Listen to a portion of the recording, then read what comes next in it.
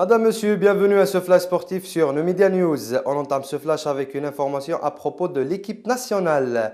À moins d'un mois du match entre la sélection algérienne et son homologue du Burkina Faso, le Wali de Blida, Mohamed Ouchen, s'est réuni hier avec le président de la Fédération algérienne de football, Mohamed Raourawa. Notre source affirme que pas moins de 30 000 billets seront mis en vente, 300 dinars gradins et entre 1000 et 2000 dinars pour les tribunes couvertes qui seront achetées par les sponsors de la FAF. La vente débutera 3 jours avant le début du match et cela pour permettre à grand nombre de supporters d'accéder au stade le jour J et à encourager les camarades de Raïs Mboulhi. En revanche, aucune invitation ne sera accordée pour ce match. Par ailleurs, la Fédération internationale de football a désigné un trio d'arbitres sénégalais pour diriger le match d'Algérie face au Burkina Faso le 19 novembre prochain.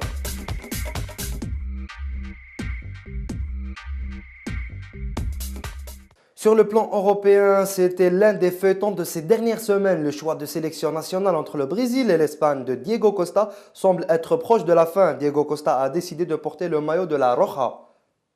Une décision qui n'est évidemment pas du goût de Luis Felipe Scolari, sélectionneur du Brésil.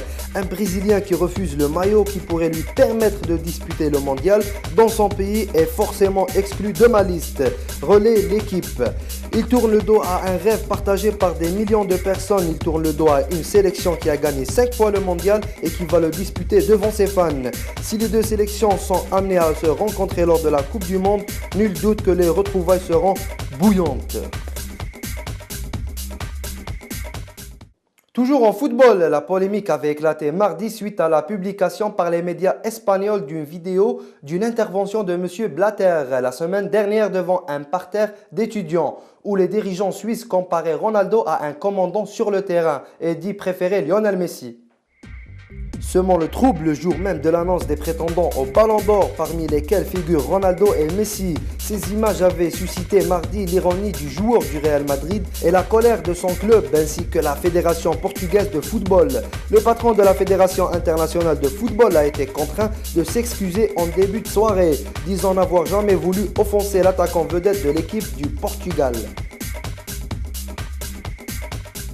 Et pour finir, un mot sur le tennis. Qu'il gagne ou qu'il perde face à Nishikori jeudi, Richard Gasquet est tout proche d'une place en Master. Cela récompenserait une saison référence pour lui qui n'attendait plus que la délivrance, dépendante en partie du sort de Milos Raonic en Master 1000 de Paris-Bercy. Combatif, solide, endurant, ces trois mots-là n'ont pas souvent été placés à côté de Richard Gasquet au cours de sa carrière. Cette saison un peu plus et mardi soir encore davantage, après une brillante victoire sur Fernando Verdasco, très inspiré. C'est l'effet Grand Chelem, sa demi-finale jouée à l'US Open, lui a permis de montrer aux observateurs occasionnels du circuit que oui, il est encore toujours ce joueur accrocheur.